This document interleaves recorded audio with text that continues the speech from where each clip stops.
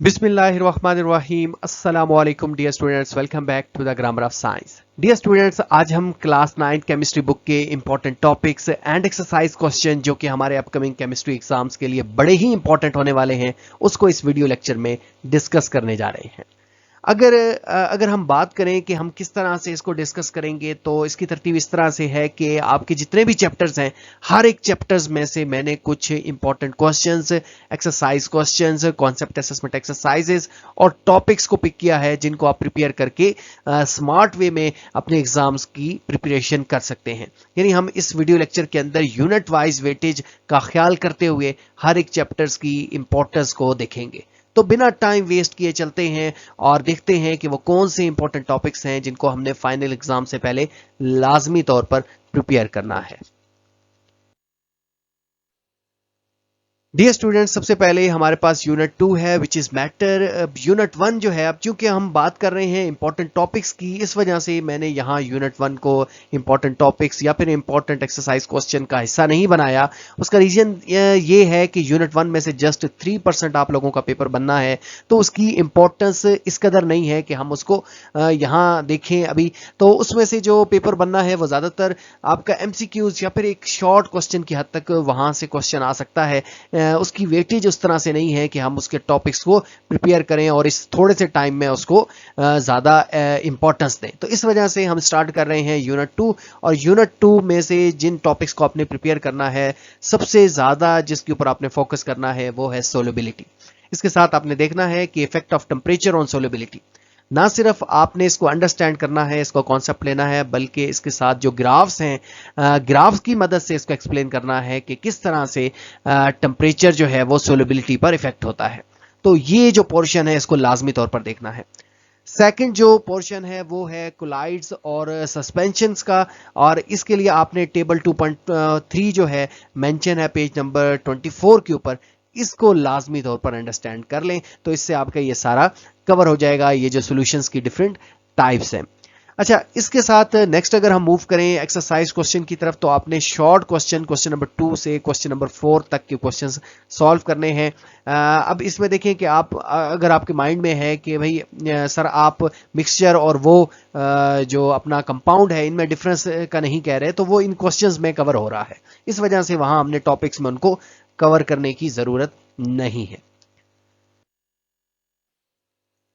Next we have unit 3 which is atomic structure, और atomic structures में आप लोगों ने जो इंपॉर्टेंस देनी है वो आइसोटोप्स, और आइसोटोप्स की डिफरेंट हैं, डिफरेंट टाइप्स हैं, जिसमें यूरेनियम्स के आइसोटोप्स हैं, फिर क्लोरीन के आइसोटोप्स हैं, कार्बन के आइसोटोप्स हैं। तो मैंने जस्ट पिक किया है यूरेनियम का आइसोटोप्स। आपने यूरेनियम के आइसोटोप्स के ऊपर ज़्यादा फोकस करना है, साथ आपने यूजेज याद करने हैं, और अनदर इंपॉर्टेंट टॉपिक्स जो आइसोटोप्स के अंदर है which is carbon dating. Carbon dating को तो आपने लाजमी तौर पर याद रख लेना है, क्योंकि मोस्ट प्रोबेबली इसमें से पेपर या ये पेपर में आ सकता है। नेक्स्ट अगर हम मूव करें इलेक्ट्रॉनिक कॉन्फ़िगरेशन के अंदर, तो एक तो आपको इलेक्ट्रॉनिक कॉन्फ़िगरेशन करनी आनी चाहिए, क्योंकि इस चैप्टर में तो हो सकता है इससे रिलेटेड क्वेश्चन ना आए, लेकिन नेक्स्ट जो ट्रेंड वाला चैप्टर आ रहा है उसके अंदर लाजमी तौर पर इलेक्ट्रॉनिक कॉन्फ़िगरेशन का यूज़ है, तो वो आप लाजमी तौर पर सीख लें। शेल और सब शेल का डिफरेंस देख लें, और इसके साथ साथ एक और हमारे पास सब शेल के अंदर ही लिखा है ऑफ बाउ प्रिंसिपल, तो इस ऑफ बाउ प्रिंसिपल को लाजमी तौर पर अंडरस्टैंड करें, ये क्या कह रहा है, इसका कॉन्सेप्ट लें। इसके साथ कॉन्सेप्ट असेसमेंट एक्सरसाइज की बात करें, तो कॉन्सेप्ट असेसमेंट एक्सरसाइज करने की कोई ज़रूरत नहीं है इस चैप्टर की। और शॉर्ट क्वेश्चंस की बात करें तो क्वेश्चन नंबर 1 से लेकर क्वेश्चन नंबर 6 तक जस्ट शॉर्ट क्वेश्चन आप लोगों ने प्रिपेयर करने हैं। Next we have unit 4 which is periodic table and periodicity of properties, which is very important chapter, और इसमें जो importance देनी है आप लोगों ने वो 4.3 आर्टिकल को, जिसमें शील्डिंग फैक्ट है, एटॉमिक साइज है, आयनाइजेशन, इलेक्ट्रॉन एफिनिटी, इनका ट्रेंड याद करना है। अब आप देखें कि जो आयनाइजेशन एनर्जी है इसका ट्रेंड बिल्कुल वैसा है इलेक्ट्रॉन एफिनिटी का, तो इन दोनों में से किसी एक का ट्रेंड याद करेंगे तो दूसरे का खुद ब खुद हो जाएगा। और इनको समझे भी सही कि ऐसा क्यों है कि टॉप से बॉटम इंक्रीज हो रहा है, डिक्रीज हो रहा है, क्यों हो रहा है, लेफ्ट से राइट इंक्रीज या डिक्रीज, या फिर कांस्टेंट क्यों ये प्रॉपर्टीज एग्जिस्ट कर रही हैं, ये लाजमी तौर पर इनका रीजन भी जाने। इसके साथ 4.4.5 which is prediction of properties of other element in group one के जो एलिमेंट्स हैं इनकी प्रॉपर्टीज की प्रिडिक्शन ये आर्टिकल देख लें। साथ में ट्रांजिशन एलिमेंट्स को देखें और इनकी सारी प्रॉपर्टीज को देखें। हालोजेंस जो कि पेज 65-66 के ऊपर मेंशन है, बड़ा ही इंपॉर्टेंट है। नेक्स्ट आप कॉन्सेप्ट असेसमेंट की अगर तरफ जाएं तो इसकी कॉन्सेप्ट असेसमेंट 4.2, 4.5, 4.6, 4.7, 4.8 एंड 4.9 को लाजमी तौर पर प्रिपेयर करें, इनकी प्रैक्टिस करें।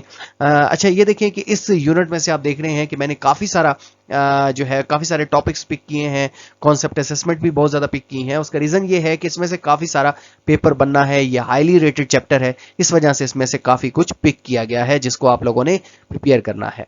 शॉर्ट क्वेश्चंस की अगर हम बात करें तो सारे शॉर्ट क्वेश्चंस आप लोगों ने करने हैं, लेकिन एक्सरसाइज के जो बाकी क्वेश्चन है उसमें क्वेश्चन नंबर 3, 4 और क्वेश्चन नंबर 5 को भी आप लोगों ने प्रिपेयर करना है।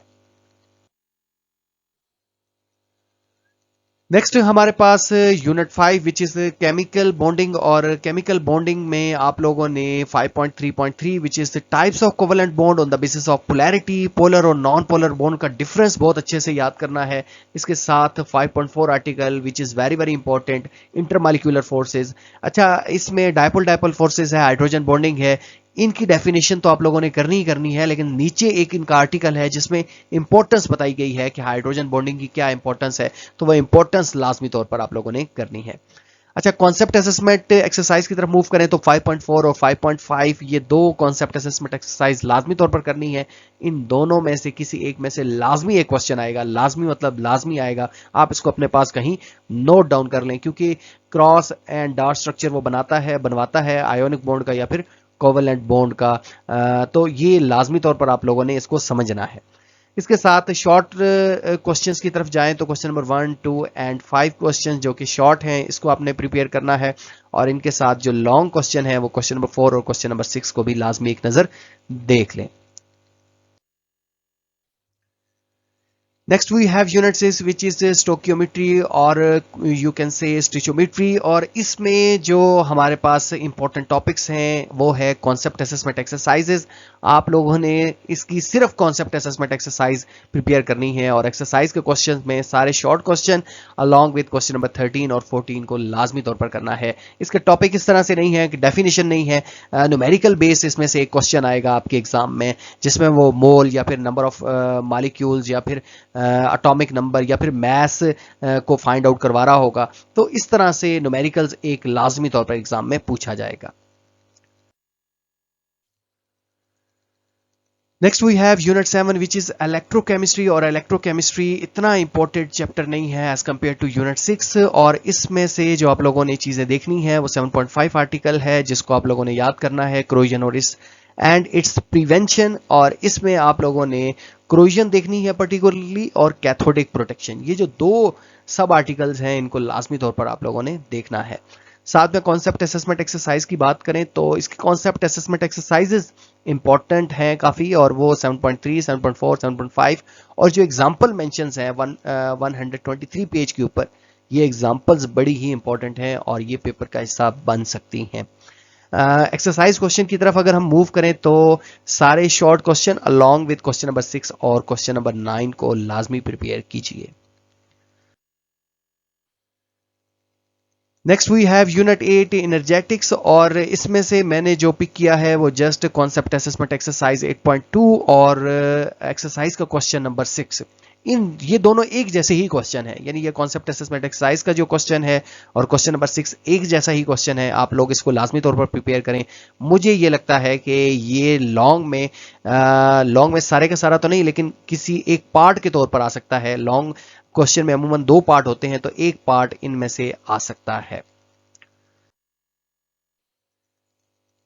Next we have unit 9 which is chemical equilibrium. मैं तो आपको ये सजेस्ट करूंगा कि आपने जो टाइम इस यूनिट पे लगाना है वो किसी यूनिट 13 या फिर यूनिट 14 पे लगा लें, इसके ऊपर इतना टाइम ना लगाएं, लेकिन फिर भी आप करना चाह रहे हैं तो इसके सिर्फ एक्सरसाइज के क्वेश्चन में शॉर्ट क्वेश्चंस को प्रिपेयर कर लें। Next we have unit 10 which is acid bases and salt. तो इसमें आप लोगों ने इस कॉन्सेप्ट को लेना है कि एम्फोटेरिक सब्सटेंस क्या होते हैं, साथ में strength of acid and bases इसको देखना है, कैरेक्टरिस्टिक्स प्रॉपर्टीज ऑफ एसिड और बेसिस की जो कैरेक्टरिस्टिक्स प्रॉपर्टीज हैं इनको लाजमी तौर पर याद करना है। और concept assessment exercise 10.1 short questions की तरफ मूव करें तो सारे के सारे करने हैं अलॉन्ग विद क्वेश्चन नंबर 5, 7 और 9। क्वेश्चन नंबर 5, 7 और 9 में जिसमें वो आपसे आइडेंटिफिकेशन करवा रहा है कि अर्हेनियस बेस कौन सी है, अर्हेनियस एसिड कौन सा है। तो ये जो डिफरेंट आपसे आइडेंटिफिकेशन है एसिड और बेसिस की, डिफरेंट कॉन्सेप्ट है, ब्रॉन्स्टेड है, अर्हेनियस है, तो इनको आप लोगों ने लाजमी तौर पर समझना है।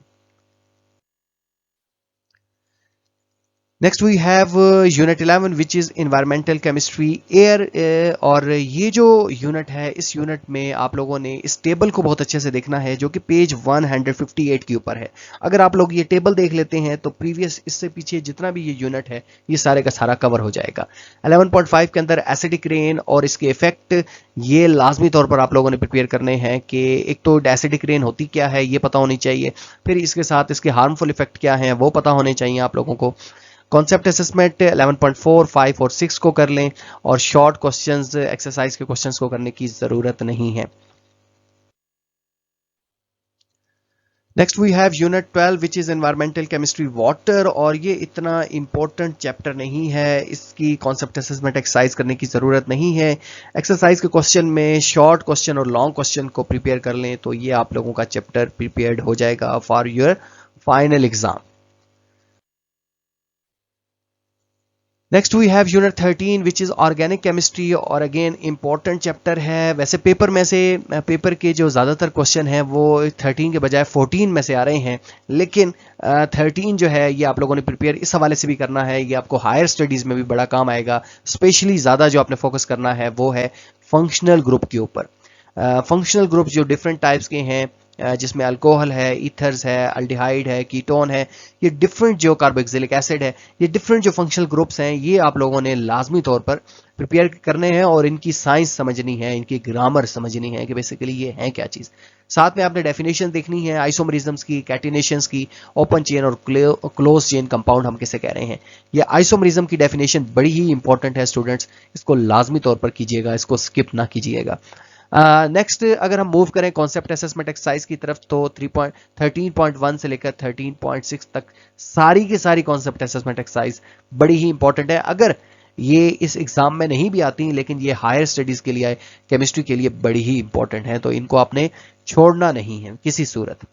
नेक्स्ट देखें एक्सरसाइज क्वेश्चन। तो एक्सरसाइज क्वेश्चन सारे के सारे शॉर्ट क्वेश्चंस और क्वेश्चन नंबर 3 और क्वेश्चन नंबर 7 जो हैं इनको लाजमी तौर पर आप लोगों ने अपनी प्रिपरेशन का हिस्सा बनाना है। Next we have unit 14 which is highly rated chapter again. और इसमें ये जो क्वेश्चन है ना प्रिपरेशन ऑफ अल्केन्स, इनमें से लाजमी तौर पर आपका क्वेश्चन आएगा। लाजमी मतलब लाजमी, जिसको मैं बार बार जिसके ऊपर ज़्यादा फोकस कर रहा हूँ, जिसके ऊपर ज़्यादा मैं जोर दे रहा हूँ, तो इन चीज़ों के ऊपर आपने इनको ज़्यादा इंपॉर्टेंस देनी है और इनको स्किप नहीं करना। प्रिपरेशन ऑफ अल्केन्स जो है ये लाजमी तौर पर देखें कि ये क्या है, और इसके साथ साथ जो इसकी प्रॉपर्टीज़ हैं ये इतनी इंपॉर्टेंट नहीं है लेकिन फिर भी आप इसको स्किप नहीं कर सकते। कॉन्सेप्ट असेसमेंट एक्सरसाइज 14.1 और 14.2 वेरी वेरी इंपॉर्टेंट। और एक्सरसाइज क्वेश्चन की बात करें तो सारे के सारे एक्सरसाइज क्वेश्चन आपने करने हैं। Next we have last but not least chapter which is biochemistry. और बायोकेमिस्ट्री में से भी काफ़ी सारा पेपर बनना है। अच्छा, सम टाइम ये स्टूडेंट ये कंसिडर करते हैं कि ये जो चैप्टर है ये सारे का सारा फॉर्मेटिव है, तो ऐसा नहीं है। इसमें से एग्ज़ाम पूछा जाएगा आपको डिफरेंट जो बायोमॉलिक्यूल्स हैं, कार्बोहाइड्रेट्स हैं, प्रोटीन्स हैं, लिपिड्स हैं, न्यूक्लिक एसिड्स हैं, इनकी आइडेंटिफिकेशन आनी चाहिए। आप रिकग्नाइज कर पाएँ कि कार्बोहाइड्रेट्स कौन से मॉलिक्यूल्स हैं, प्रोटीन्स कौन से हैं, लिपिड्स कौन से हैं, न्यूक्लिक एसिड्स कौन से हैं।